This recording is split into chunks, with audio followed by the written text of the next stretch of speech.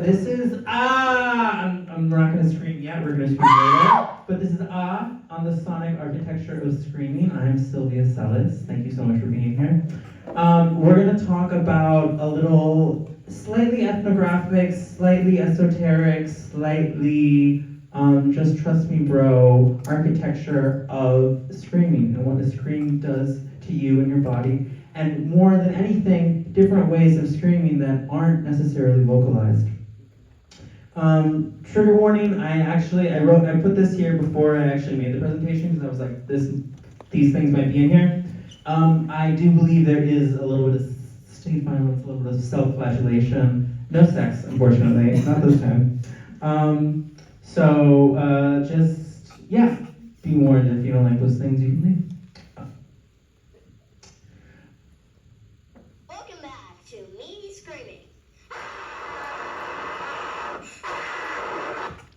Do you think we could get that the sound from the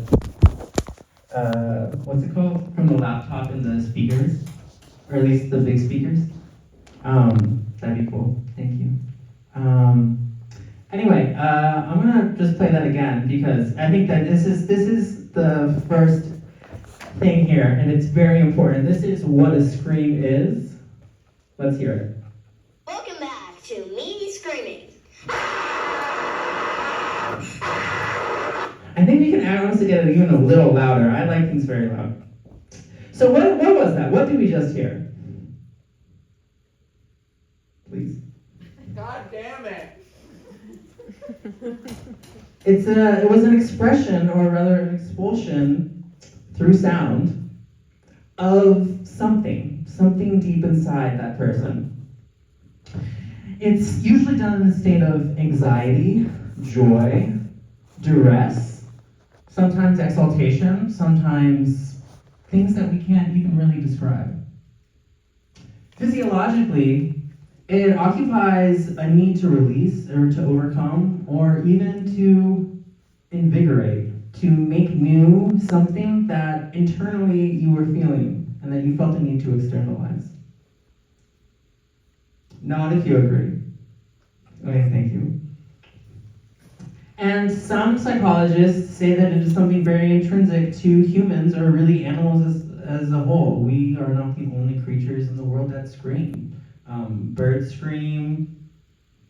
I'm sure other animals scream as well. Maybe your cat has screamed. So I want to posit that it is a sort of distorted experience of reality. It's a distortion of experience in reality in order to process, remake, or come to terms with that reality. You are experiencing something and you feel the need to express it and exalt it and expel it from your inner self so that you can sort of make it external in the world around you. Distortion itself is really important. We're going to talk about that in just a second. So here's a little map of that. You have your material state of reality at the bottom, the thing that you are experiencing.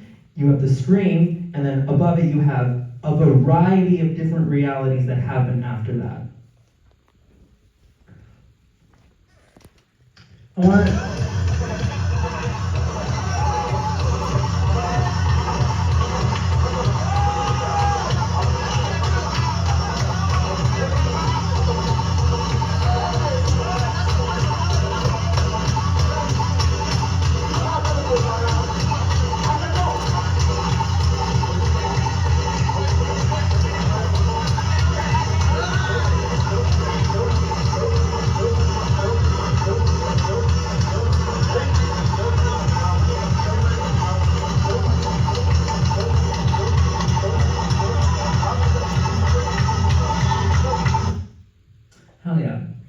that was a dance party in Mali from DJ Giacchi, who is a Malayan drummer and DJ.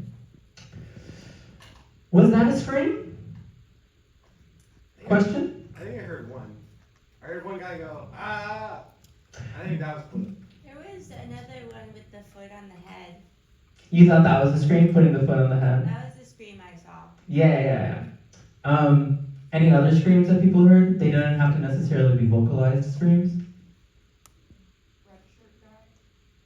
Oh, and he was going. I thought when the guy kind of was twerking, and just like moving his hips, I thought that was a scream. Tell us, can screams be silent? I believe so. Yeah. Yes. How long can a scream be? I think a scream can be any length. It can be microcosmic or it can be eternal. Perhaps, I mean, one might say that the reality that we exist in now is an eternal scream by God. Something to think about. The Big Bang. Ooh, big loud noise. So yeah, what are some things that we're seeing? We're seeing loud, it's high energy, it's expressive, you're expressing yourself in some way. It's distorted, and so to talk about distortion just for a second, a little sidebar, distortion from like a purely physical perspective is when a sound is pushed through the limits of a system. The system can't process the signal that is coming into it, whether that's an analog signal or a digital signal. And so what it does is it shapes it and it cuts off bits of it. It completely warps the signal that is coming in and sonically creates different harmonics, different sounds, different aspects of it shoot off into space. It widens in a sense. There's also something perhaps collective about screaming. As we saw in the video before, it's a lot of people hanging out in a circle, but also together. There's something about this exaltation that is either heightened when you're together or perhaps necessitated by the sort of group dynamic of it. And we're going to look at that a little bit more later as well. So yeah, we're just going to watch a few videos of different instances of what I would consider screaming. These are some sort of categories that we're going to talk about. The first, as we kind of just started with, is grave and movement, the physical movement of the body. We're going to talk about mourning. We're going to talk about spirit, as in sort of religious context. And we're also going to talk about rage and violence and how that can manifest. This is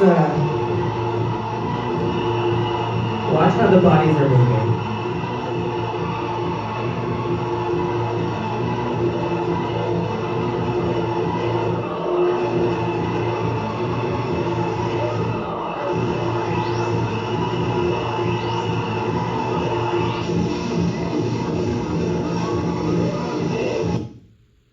Also, I think it's important to listen to the sort of thickness and pulse of the sound, which can also, I think, has a lot of scream qualities to it as well. So this was in a video from 1992 from the Limelight, which was a club, like a former legendary rave club in New York City and Manhattan. And Jeff Mills, who's one of the main architects of what we call techno now, was the person who was DJing. And again, we can see a lot of people, and in a way, they're kind of moving together as one. There's like a wave aspect to it.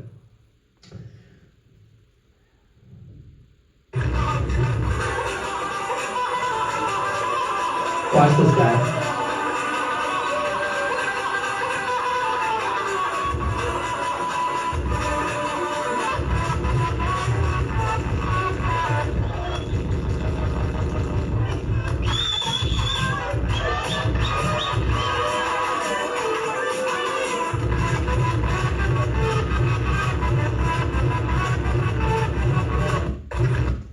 So fucking good. I love that.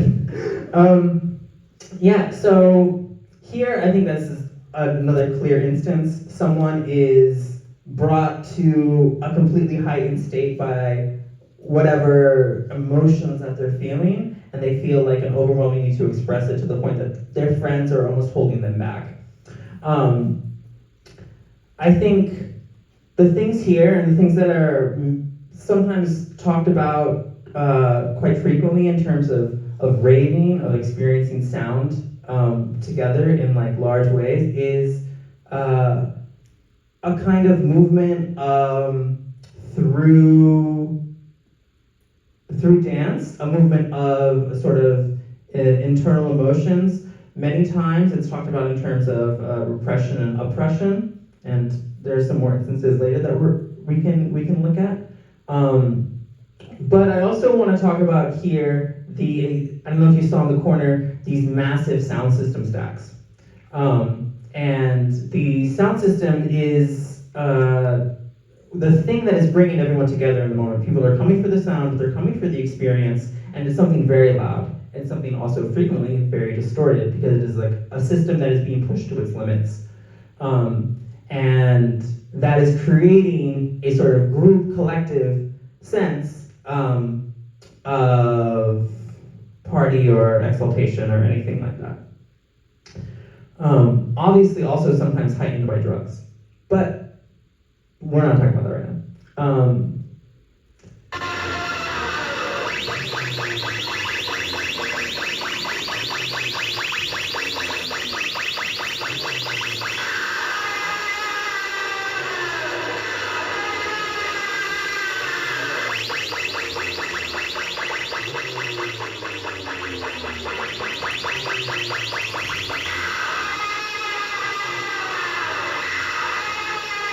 Notice the redlining there. That's redlining. There's clipping, which is what happens when, again, the system is pushed to its limits. This is what's known as a deck sound system. In sort of West India and Bengal, there is a subculture of sound clashes. People will build sound systems and try to be louder than other people with the sound systems. And so something like that with those massive cones will be on a cart or a bike, and they'll go from town to town and have these massive competitions. And there's also a subsystem of music that is made specifically to push these systems to their limit. Sound system culture, we could say, most likely started in Jamaica in the 1970s. From there, it sort of moved through the diaspora, through the Black Afro-Caribbean diaspora, to New York and London, where they sort of split off and became all their own different things. Here we can see an example of an early mobile sound system. In New York, in the Bronx, people of Afro-Caribbean descent started to have parties in parks using sound systems, competing with one another, and in their expression or intention to have people come to their sound system, to their party, they would start to make beats specifically for those sound systems. And what they would be doing is they would be taking drum breaks from, famously like James Brown songs or other types of songs. And a drum break is just a section of drumming that has no other instrumentation over it. And then the MC, because there were always MCs, would start to vocalize over these drum breaks, and that's pretty much how hip hop started, which we all know is now like a very classic genre of music that is very entwined with Black expression, Black overcoming of repression and oppression. Again, this is in India. I included this clip because, well, one, we can see that the girls are just trying to have fun and the boys are imposing on them. Tale as old as time, but that's not what this lecture is about. I want to talk about the girl twerking. I want to talk about the girl throwing ass and moving her hips. Apocryphally, trauma is stored in the hips.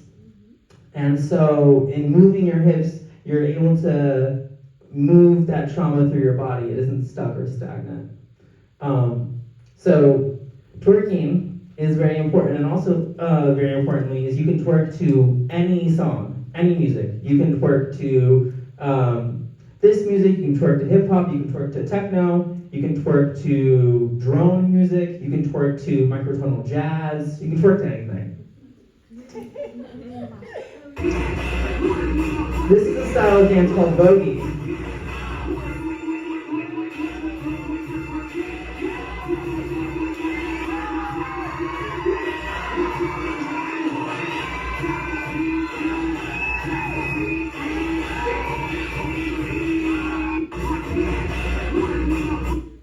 Period. So yeah, this is a video from OTA, which stands for Open to All. It's a Vogue event in Brooklyn that happens weekly or monthly, I forget. And these are members of the House of Miyake and Claire. Voguing is a style of dance that is predominantly from Black and Afro communities who are gay and trans in New York is when the style was initially developed. And the significance of that particular identitarian demographic is dealing with, a lot of obvious physical state, psychological oppression and violence. And voguing was always considered a way to overcome that. And we can see a young girl in the Philippines here. I feel so happy. I feel so free. I feel so comfortable. Like, I don't care people how they judge or they see me. I just want to feel who I am. And I just want to feel free. And I think that's a very important sentiment for, I just want to be who I am. I just want to feel free. And using this particular type of dance as a way to access that. A lot of the movements are typically associated with a kind of feminine embodiment, which particularly for trans youth and trans feminine youth is a way of sort of actualizing and stepping into that embodiment of being who you actually are, even though it may or may not be at odds with what your body is. But in many cases, it is at odds with how the greater outside world views your body. And so through voguing, for instance, you can overcome that sort of association that someone else puts on you, and you can become who you choose to be. And I want to pull up this diagram right here just to highlight that. You have the material reality of the world you're experiencing, and through your scream, through your dance, through your vogue, through your twerking, through your playing the loud fucking music, you get to the other side and you create a new processed reality that is of your own design. Moving on.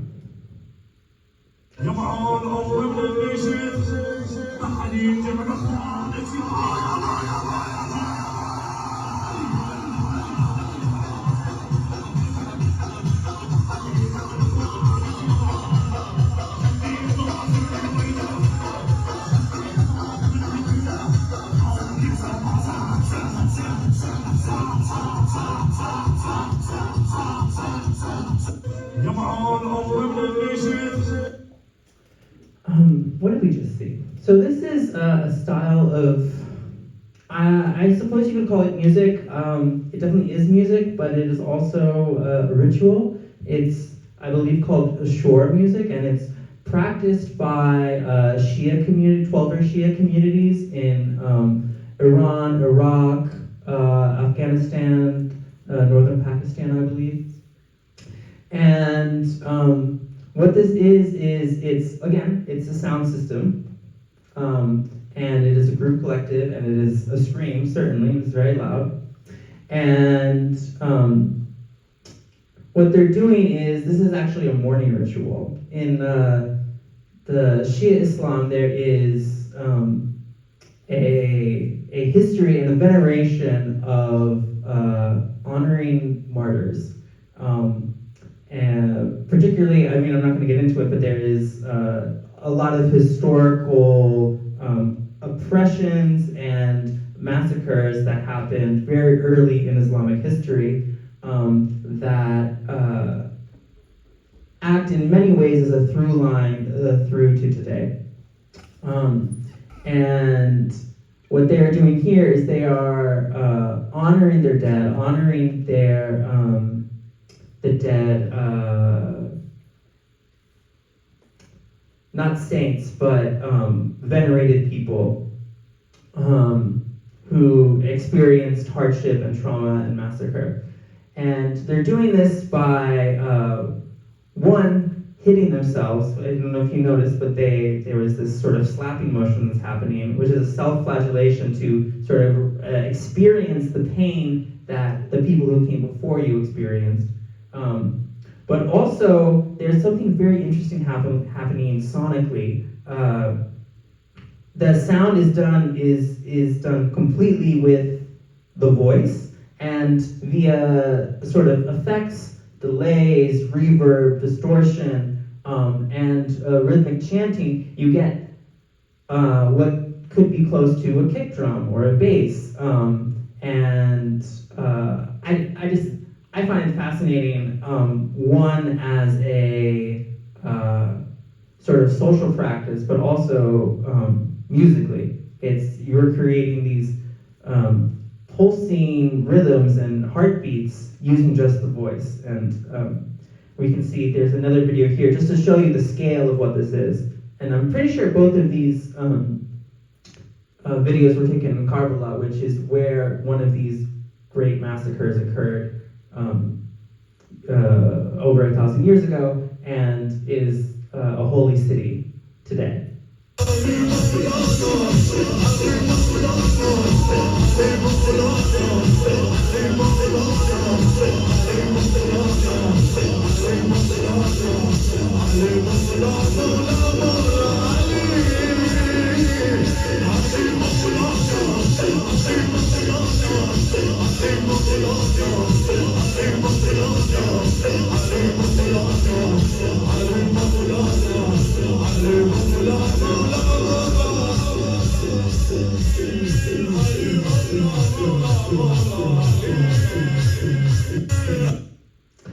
Yeah, so you can see that the entire street was filled. This is like a massive thing. Okay, I'm being told about time, so I'm gonna just move it on. So yeah, we're talking about mourning. We're talking about like, these are professional mourners. They're also called morologists. They're people who go to funerals and wakes and cry and weep so that other people can access their own pain and their own grief. Okay, I'm just going to move on quickly. Jesus! Jesus! Oh, Jesus! So this is a practice called speaking in tongues, also known as glossolalia. It's predominantly done in Pentecostal religions. I'm just going to move really quickly. This one is like unified, but this is in the Dominican Republic.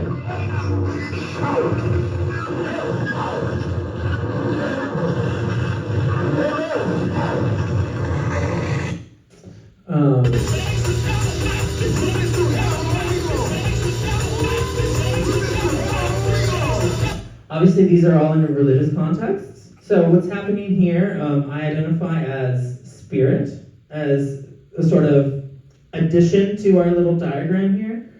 Spirit, who the hell knows what that is? Message from God, message from the ether, message from the deep unknown, coming in and perhaps going straight to the screen as sort of accentuating your material reality, but I kind of think it's doing something like this. Yeah. Riots, they're another kind of scream. Emil Keith very famously said a riot is the language of the unheard. I have this video from Hong Kong in 2019 because I think there's very interesting like sonic artifacts that are happening. Explosions, pops, screaming, shattering. As well as being this sort of like just the collective cries of people who are fed up about various things, and there are many things to be fed up about in the world. There are riots all the time. When I was growing up, I feel like there weren't as many riots as there are now. But now we have riots all the time. There were riots in Los Angeles multiple times in the last year. But what's interesting here is we're also seeing the sort of sonic scream happening in two directions. You're seeing it from the protesters and from the police. This is called an LRAD. That's a long-range acoustic device. It's a thing that was developed initially for ships to talk to one another, but it has been used by the military and the police to break up protesters. We can hear what that sounds like here.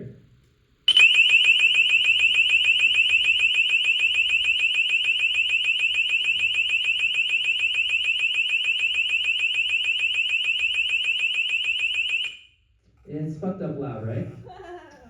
These things can go to like 160 decibels or louder, and if it's pointed at a crowd, there are videos of it being fired, and then the crowd literally just like splits apart through and you can like see where the focus of the sound is. We can also, I think it's interesting that like this sound sounds very similar to the sound that we heard from the deck system, which was, if you remember, the Indian system with all the cones. This high-pitched rhythmic and I want to point that out because it is the same sound, but it's being used in a completely different way. And I want to just say here, the scream of the oppressor or dominant power is usually manifested as violence. And I want to illustrate that here. So on the left, we have our diagram that we've been talking about before. Your material state, your stream, and then your processed new reality. The state, someone who, in essence, is in charge of controlling said reality. When it is screaming, it's happening in the opposite direction. They have a goal of reality. They have a way that they want to shape it. And through their scream, through their violence, they create their projected or constructed realities. And we can call that inward versus outward motion. And the outward motion is what we've been talking about so far until now. I don't know if we have time.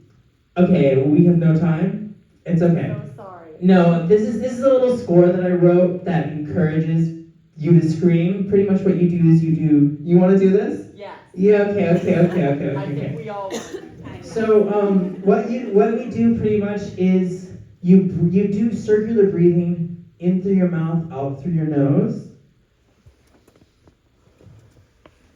Keep doing that, yeah. And we're gonna slowly increase the speed in which we do this.